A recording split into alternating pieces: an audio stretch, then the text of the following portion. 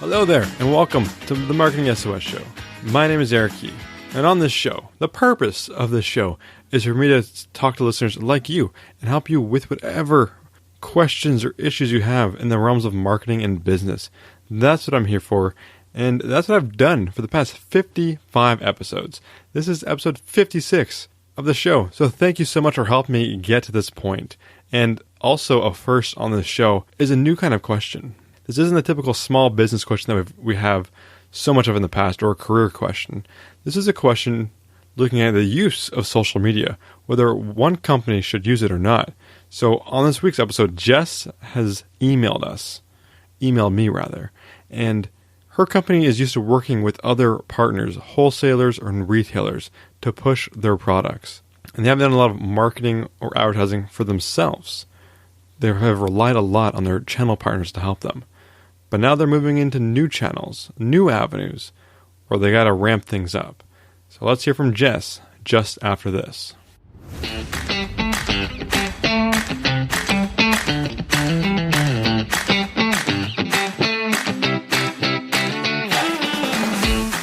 So Jess writes, "Hey Eric, we are an established brand, although not a household name, that is in many large retail stores and Amazon across the globe. Because of our relationship with retail buyers, we have done zero marketing, but a lot of wholesale revenue. I was hired to manage all e-commerce and wholesale customers, and it has evolved to include our new website and social marketing. Right now, we are paying a company $2,500 a month to manage our Instagram and Facebook accounts for calendar planning, organic posts, and boosting. No pure ads. I guess they could be considered a content manager. If we aren't doing much for ads, do I really need social? Instead of paying for the content managers, should I only pay for a Facebook ad manager? I understand people say you should use organic social for brand awareness and authority. If that is the case, I shouldn't care about traffic to my site or revenue via social and probably only follower growth, engagement, reach, etc. Because we are so sales and revenue focused, I'm just having a hard time wrapping my brain around the use or value of Instagram and Facebook as it is. Now, I also know that our site has a lot of room for growth, as direct-to-consumer can be big volume. Also, for your information, we're investing more heavily in 2020 in SEO, search engine optimization, and email platform. I'm just not sure if the way we're doing Instagram right now will help with site growth or not." So Jess, thank you for writing in, and as a bit of a recap on your question, your company sells a product, likely some kind of consumer packaged good. Your goods are pushed in front of end consumers by your retail and wholesale partners. Typically, you've done channel marketing, selling yourself and products into these retail and wholesale channels, and educating them enough, providing them with materials for them to sell your product. So your first question, if you aren't doing much for ads, do you really need social? Well, it totally depends. It depends on how much internal resources you want or are willing to put towards it, and really what your ultimate goals are going to be. You mentioned your company is very sales and revenue focused, so I can see where there would be pushback perhaps internally towards dedicating resources towards an area that doesn't have an immediate return on investment and can demonstrate a positive return. Social media has several ways to look at it. Yes, you did mention it can be used for building brand awareness and authority, which don't always translate neatly into monetary benefits on a balance sheet. Both of those can have huge long-term net positive impacts to your organization in both reputation and sales. Social media can keep your brand top of mind with consumers and ultimately amplify your reach instead of you having to pay for your ads to reach the same audience. If you're already planning to heavily invest in search engine optimization, SEO, and email platforms in 2020, social media can help with that. I've built big email lists largely through web traffic and social media in the past. Social media is great for discovery and can help contribute towards search engine optimization. Now, without dissecting what your content manager is doing with social media, it's a little difficult to tell you whether or not you're using it properly. I do think, in terms of being a customer-facing brand and having an e-commerce website, having a presence on Instagram and social media in general, and doing things to try to get that organic reach, organic content, and just having a presence and interacting with your customers there is probably a good thing to do. Now, look and see exactly how your team is doing it and whether or not they're doing it well. Look at some of your competitors, look what other people are doing, and judge them based on that. Now, I do think that if you are making a play for a consumer-facing e-commerce site especially, you should have both a content manager and an ads manager.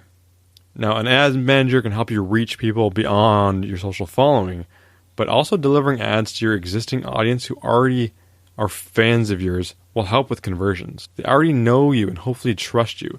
This is what people in sales would call a warm lead. It's not like cold calling. These people already know you and they're aware of you.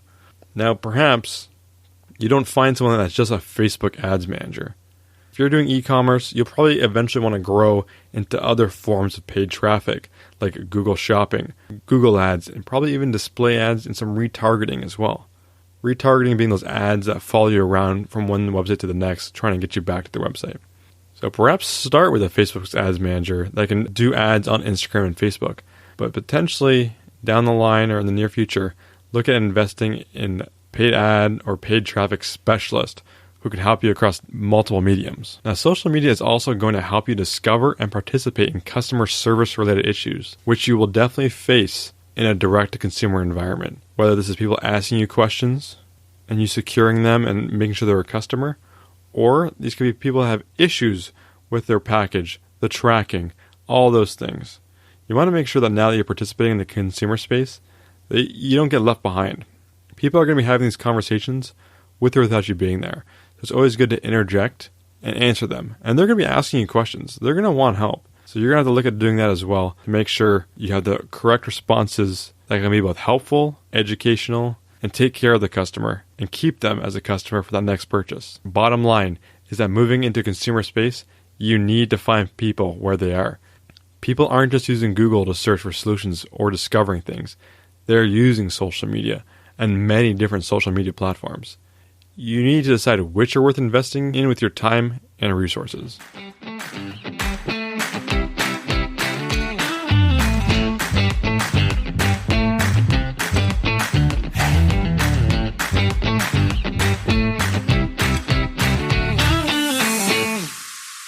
So Jess, thank you for writing with your question, and it was an interesting one. It's definitely a new ground for your company. Working within channel partners, like retailers and wholesalers, is a completely different beast than using direct-to-consumer marketing.